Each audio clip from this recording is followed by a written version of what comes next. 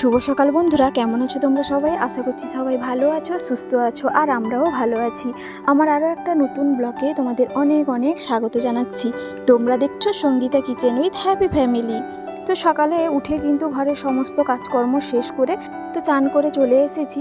এখানে ঠাকুর ঘরটা প্রথমে ঝাঁট দিয়ে আমি ঘরটা ভালো করে মুছে নিচ্ছি। প্রতিদিন কিন্তু আমি যতটা সম্ভব হয় একটু মুছে নেওয়ার চেষ্টা করি, যদিও হয়তো সব দিন পারি না, কারণ ওই যে ডিউটি থাকে না, তো সেই কারণে। তো যাই হোক, আজকে না আমাদের ছুটি আছে, তোমাদের দাদা ভাই এবং আমারও ছুটি আছে, কিন্তু ওয়েদারটা না ভীষণ পরিমাণে খারাপ, জানো তো। তো সেই কারণেই কিন্তু সেরকম ভালোও লাগছে না। তো যাই হোক, এখানে ঘরটা মুছে নেওয়ার পর আমি কিছু ফুল তুলে এনেছি, আর এখান থেকে কিছু ফুল তুলে নিচ্ছি।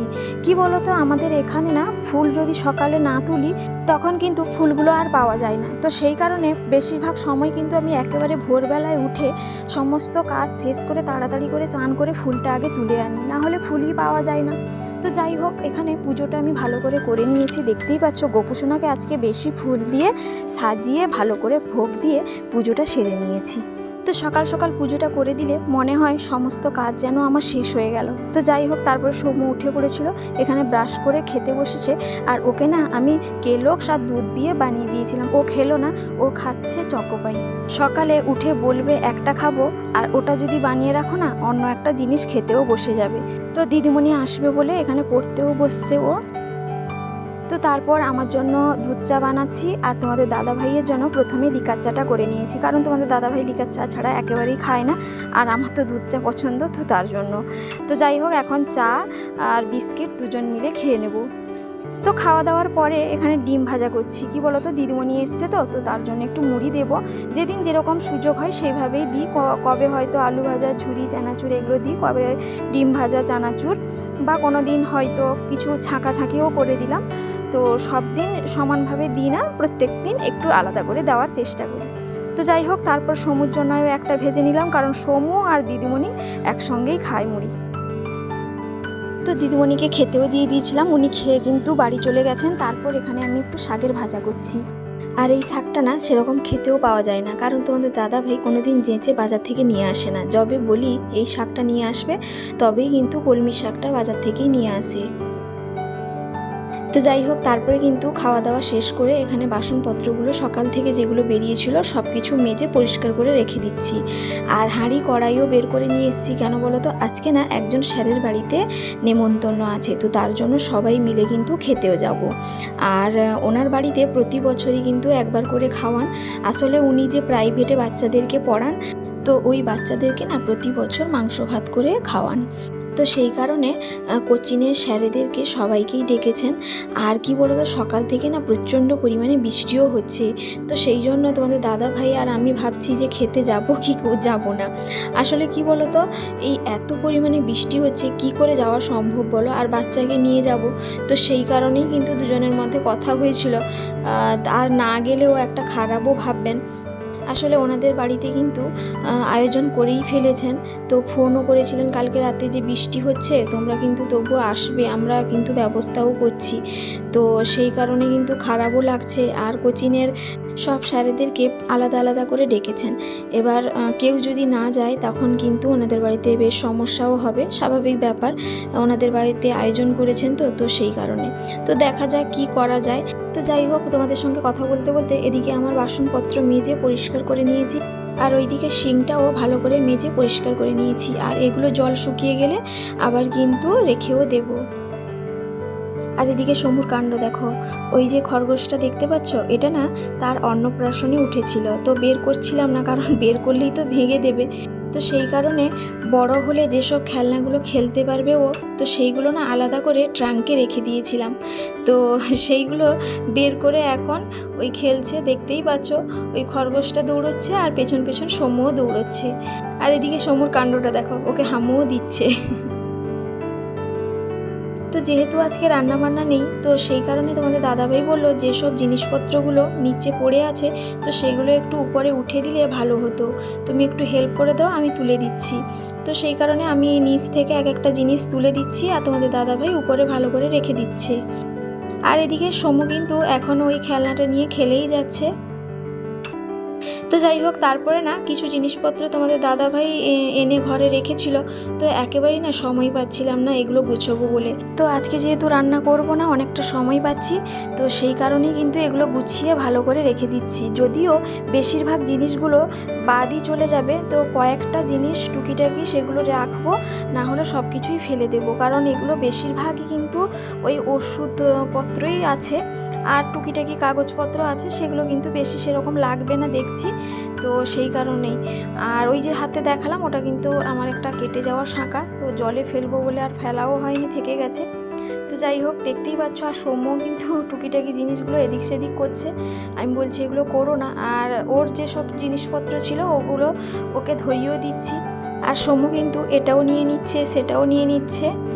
আর এটা যে ফটো ফ্রেমটা দেখতে পাচ্ছ, এটা কিন্তু সমুর ছোটোবেলাকার ফটো। তো সবগুলো ফটো না আমি মানে যেগুলো ভালো লাগতো, তো সেই সব ফটোগুলো আমি তোমাদের দাদাভাইকে দিয়েছিলাম, তো এগুলো একটা বের করে নিয়ে আসবে ফটো ফ্রেম করে। তো তোমাদের দাদাভাই ওর জন্মদিনে কিন্তু ওই দুটো বের করে এনেছিল, কিন্তু কি অবস্থা দেখতে পাচ্ছ, মাটির ঘরে কিন্তু উই লেগে গেছিলো, তো সেই কারণে নষ্ট হয়ে গেছে। আর এখানে কিছু জিনিসপত্র এখনও ভালো করে প্যাকিং করে নিচ্ছি যেগুলো লাগবে। আর ওইটা যে ভরলাম না, ওইটা হচ্ছে গ্যাস মেশিন, তো শ্বশুরমশাই শাশুড়ি মা ব্যবহার করতেন, এখন মাঝে মধ্যে সমুকে দেওয়া হতো, তো এখন সেরকম লাগেও না সমুর। তো যাই হোক, তোমাদের দাদাভাইয়ের একটা ব্যাগ ছিল, সেটাও গুছিয়ে রাখলাম, সেটা কেচে দেব। আর এই যে দেখতে পাচ্ছ বইগুলো, এই বইগুলো না আমরা যে ঠাকুরের দীক্ষা নিয়েছি সেই ঠাকুরের বই। তো বিয়ের আগে কিন্তু এইসব বইগুলো প্রচুর পড়তাম, জানো তো, বাবার বাড়িতে যখন থাকতাম তো প্রচুর পড়তাম, তো তার কারণেই কিন্তু মাঝে একটা করে পেজ মুড়িয়েও রাখতাম, দেখালাম যেটা। আর কি বলো তো, মা যখন আমার বাড়িতে থাকতো তখন কিন্তু এই বইগুলো নিয়ে এসেছিলো, মা কিন্তু এইসব বইগুলো পড়তো। তো মা নেই, তো সেই কারণে বইগুলো কয়েকটা থেকেও গেছে। আর সত্যি কথা বলতে কি, এত ব্যস্ততার মধ্যে থাকি, সেরকমও আমি সময় পাই না ওইগুলো পড়ার মতো। তো যাই হোক, ওগুলো একটু গুছিয়ে রাখবো ভেবেছি, তো তার জন্যই গুছিয়ে রাখছি। আর এদিকে দেখতেই পাচ্ছ, প্রচণ্ড পরিমাণে কিন্তু অনেক জিনিসপত্র বেরিয়েছে। তো এই যে সামনে যে ঢেলে রেখেছি, এগুলো কিন্তু আমি নেব না, এগুলো ফেলে দেব। আর যে কয়েকটা ভালো জিনিস সেগুলো টুকিটাকি রাখবো। আর এই যে সবজি বীজটা দেখালাম, এটা তোমাদের দাদাভাই গত বছর নিয়ে এসেছিলো, আর সবজিও লাগানো হয়নি, বীজটাও থেকে গেছে ব্যাগের ভিতর। আর কয়েকটা জিনিস রাখলাম। আর একটা না লবণের কৌটো এনেছিলাম, সেটা সমু কী করেছে বলো তো, ভেঙেও দিয়েছে। আর সমুর ওই ছোটোবেলাকার যে খাওয়ার সেদ্ধ করার কৌটো ছিল, ওটাও রাখলাম। তোমাদের দাদাভাই বলছে অনেকটা বেলাও হয়ে গেছে, একটু মনে হয় বৃষ্টিটা কমছে, তো তাড়াতাড়ি একটু রেডি হও। তো সেই কারণে যেসব জিনিসগুলো গুছিয়েছিলাম, যেভাবে গুছিয়েছিলাম সেইভাবেই ফেলে দিয়ে তারপর কিন্তু এখানে রেডি হয়ে যাচ্ছি। আমি একটু রেডি হয়ে গেছি, পুরোটা যদিও রেডি হয়নি। তারপর সমু চলে এসেছিলো, সমুকে একটু রেডি করে দিচ্ছি, আর একটু টিপ পাউডার এটাও দিয়ে দিচ্ছি। আর কি বলতো, সমু না এদিক সেদিক পালিয়েও যাচ্ছে মাঝে মধ্যে, তো অনেক কিছু বুঝিয়ে তাকে রেডিটা করলাম। আর আমি যে রেডি হতে বাকি ছিলাম, তো তারপর আমি একটু রেডি হয়ে যাচ্ছি। আর ওই বালাটা না একটু দেখছিলাম, কি বলতো, হাত থেকে একটু আগে পড়ে গেছিলো, তো সেই জন্য আমি দেখলাম বেঁকে গেছে কিনা। আর এমনিতেও না এটা হলমার্কের, তো হালকা একটু বেঁকেও গেছে। তো যাই হোক, তারপর আমি ভালো করে একটু রেডি হয়ে যাচ্ছি। আর তোমাদের দাদাভাইকে বললাম একটু বডি স্প্রে দাও, তো সেটাও নিয়ে নিয়েছি। দেখতেই পাচ্ছ, এখন কিন্তু আমরা রেডি হয়ে গেছি। তারপর তোমাদের দাদাভাই এদিকে রেডি হচ্ছে, আর ওইদিকে কিন্তু প্রচণ্ড পরিমাণে বৃষ্টিও হচ্ছে। কি করব বুঝতেও পারছি না। মাঝে মধ্যে বলছি যে টোটো করে যাব, সমুকেও নিয়ে যেতে হবে, আর সমুর কিন্তু রেনকোট নেই, তো সেই জন্য কিভাবে যাব এখন ভেবেও পাচ্ছি না। তো যাই হোক, এখন রেডি হয়ে গেছি। আর তোমাদের দাদাভাইও ওদিকে রেডি হয়ে গেছে, আর সমুকে তো প্রথমে রেডি করিয়ে দিয়েছি। তো যাই হোক, এখন আত্মীয়র বাড়িতে যেতে হবে রেনকোট পরে। তো যাই হোক, এখন রেনকোটটা পরে নিই। বাইরে যেহেতু প্রচুর পরিমাণে বৃষ্টি হচ্ছে, তো সেই কারণে আমি তোমাদের দাদাভাই রেনকোটটা পরে নিয়েছি। আর প্রচণ্ড পরিমাণে হাসিও পাচ্ছে, জানো তো, এত সাজুগুজু করে তারপরে রেনকোট পরতে হচ্ছে, কি আর করব বলো। আর যেহেতু সমুর রেনকোটটা নেই, সমুকে ছাতাটা দিলাম, আর সামনে গেলে কিন্তু গাড়িতে উঠলে ওকে কোলে নিয়ে নিব। তো এই যে দেখতেই পাচ্ছ, কোলে নিয়ে নিয়েছি। আর এরই মধ্যে না একটা কাণ্ডও ঘটেছে। যখনই আমরা গাড়িতে উঠতে যাব, তখনই আমার শেষদি বলে ওঠে যে শিবুকে নিয়ে যাও, মানে আমার শেষদার ছেলের কথা বলা হচ্ছে। তো ওকে নিয়ে আসতে বলছিল, কারণ এই বৃষ্টির মধ্যে এমনিতে ছোট গাড়ি সম্মুখেও কোলে নিয়েছি, তো কিভাবে নিয়ে আসবো বুঝে উঠতে পারছি না। ওর কথা বলছিল, তার কারণ হচ্ছে যেহেতু স্যার প্রাইভেটে যাদেরকে পড়ান তাদেরকে খাওয়াচ্ছেন, তো সেই কারণে ওর মা বলছিল তার ছেলেকে নিয়ে আসার জন্য। আর সেও মানে সেই স্যারের কাছে পড়ে, তো তার জন্যই। কি করব বলো, এরকম বৃষ্টিতে কি করে নিয়ে আসবো? আগে থেকে বললে হয়তো দেখতাম, যখনই গাড়িতে উঠেছি তখনই বললো। তো যাই হোক, ওই মিষ্টি দোকানে মিষ্টি নিলাম, আর সমুর বায়না জেমস এনে দাও, তো সেই কারণে আবার জেমসও কিনে দিতে হয়েছে। আর এদিকে সমুকে দেখতে পাচ্ছ, একদিকে ভাতের থালা, একদিকে জেমস খাচ্ছে।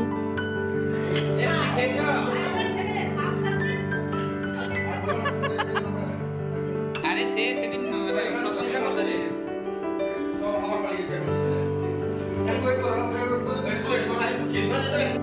তো যাই হোক, ওনাদের বাড়িতে চলে এসেছিলাম, খেতেও বসে গেছি। আর ওদিকে সমুকে তো দেখলে জেমস খাচ্ছে আর ভাত খাচ্ছে, কোনো রকম ওর কাছ থেকে ছাড়িয়ে একটা সাইডে রেখে দিয়েছি।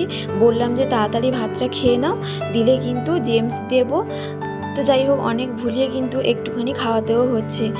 আর ও তো একা হাতে ছাড়া খেতে চায় না, না হলে খাইয়ে দিলে একটু হয়তো খেত।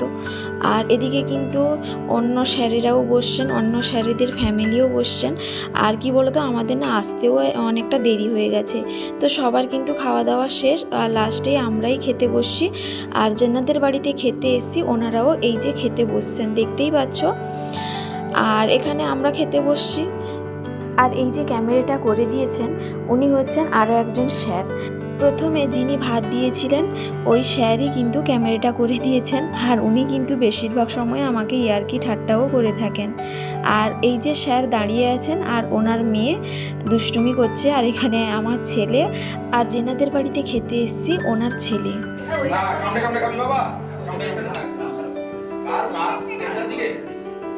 ঘুম থেকে মানে ঘুমের পরে দাদি মানে বাবাকে দাদি বলে দাদি দাদি মানে আজকে ঘুমানো টাইম হচ্ছে।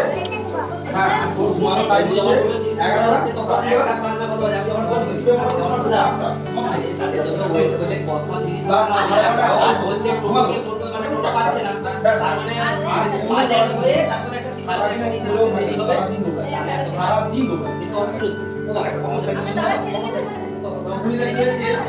তো স্যারেরা মিলে ওখানে কথা বলছেন। আর এদিকে তোমাদেরকে একটু দেখিয়ে দিই, ওনাদের বাড়িতে দোতলায় এসছি। এখানে ওনাদের বাড়িতে কিন্তু সব আলাদা আলাদা করে সিস্টেম করেছেন। আসলে ওনাদের দুই ভাই, তো কোনো দিন যদি কোনো সমস্যা হয় দুই দিকে কিন্তু আলাদা আলাদা সেপারেট করা আছে, দেখতেই পাচ্ছ। এদিকে যেরকম না ওই দিকেও সেই রকম আছে। তো যাই হোক, কিছুক্ষণ ছিলাম, অনেকটা সময়ও কেটে গেল। তো যাই হোক, এদিকে দেখতেই পাচ্ছ আবার কিন্তু বৃষ্টি পড়েই যাচ্ছে, মানে কোনো সময় কিন্তু আজকে বন্ধই হয়নি, মানে সকাল থেকে যে সেই শুরু হয়েছে না এখনও পর্যন্ত চলেই যাচ্ছে। আর খাওয়া দাওয়া শেষ করে বেরিয়ে এলাম, ওই যে সাদা বাড়িটা দেখতে পাচ্ছ ওনাদের বাড়িতেই কিন্তু খেতে গিয়েছিলাম। তো টুকিটাকি একটু ক্যামেরা করেছি, কারণ বৃষ্টি ওয়েদারে বেশি কিছু করতেও পারিনি। আর এই যে বাড়ি চলে এসেছি, দেখতেই পাচ্ছ। আর এখানকার ওয়েদারটা একবার দেখো, পুরো যেন একেবারে মেঘ করে আছে ঘনভাবে, আর অন্ধকারও হয়ে এসছে। আর মানে এত পরিমাণে বাতাসও হচ্ছে, সে আর কি বলবো। তো যাই হোক, প্রচণ্ড পরিমাণে কিন্তু বৃষ্টি হচ্ছে, দেখতেই পাচ্ছ। আর এই যে সব খাবারগুলো দেখতেই পাচ্ছ ওনাদের বাড়ি থেকে না নিয়ে এসেছি। আসলে শেষদার ছেলে যেহেতু আমাদের সঙ্গে যেতে পারেনি, তো বৃষ্টি যেহেতু হয়েছিল ও তো একাও যেতে পারেনি, তো আগে থেকে বললে হয়তো কিছু করা যেত। তো যেহেতু যেতে পারেনি, ওনাদের বাড়ি থেকে একটু খাবারও নিয়ে এসেছি। আসলে কি করব বলো, ছোট বাচ্চা তো নিজেদেরকে একটা খারাপ লাগছিল। আর যেহেতু স্যার কিন্তু আমাদের একেবারে ঘরোয়াভাবে, তো সবাই সবার সঙ্গে কিন্তু মিলেমিশেই কথাবার্তা খারাপ ভালো আলোচনা হয়। তো সেই কারণেই কিন্তু ওনাদের বাড়ি থেকে কিছু খাবার নিয়ে এসেছি। দেখলাম যেহেতু যে বেশি আছে, তো সেই কারণেই বলার পর উনি বলেন কিচ্ছু বলার দরকার নেই, আমি প্যাকিং করে দিচ্ছি। আসলে গেলেও ও হয়তো খেয়ে আসতে পারতো, কিন্তু বৃষ্টি ওয়েদারে যেতে পারেনি, তো তার জন্য খাবারটা নিয়ে এসেছি। তো যাই হোক, দুই ভাই মিলে কিন্তু এখানে খাচ্ছে। আর এখানে দেখতেই পাচ্ছ একটা দোলনা। এই দোলনাটা না পুরনো ঘরে টাঙানো ছিল, তো তোমাদের দাদাভাই নিয়ে এসছে কদিন আগে, আর টাঙানো হয়নি। তো আমাদের বাড়িতে সিস্টেম করা আছে, কিন্তু দোলনাটা অনেক দিন থেকে টাঙানো হয়নি। আর সমু কয়েকদিন ধরে বায়না করছে যে মামা আমাকে দোলনাটা টাঙিয়ে দাও। এই যে সিস্টেম দেখতেই পাচ্ছ, এখন বর্তমান দড়ি টাঙানো আছে কাপড় শুকোনোর জন্য, যেহেতু বৃষ্টি ওয়েদারে যখন তখন বৃষ্টি হচ্ছে, তো সেই কারণে কিন্তু দড়িটা এখনও খোলা হয়নি। আর এদিকে তোমাদের দাদাভাই একটু অন্য দড়ি নিয়ে এসে একটু নিচু করার চেষ্টাও করছে, কারণ সমু বসবে তো সেই কারণে।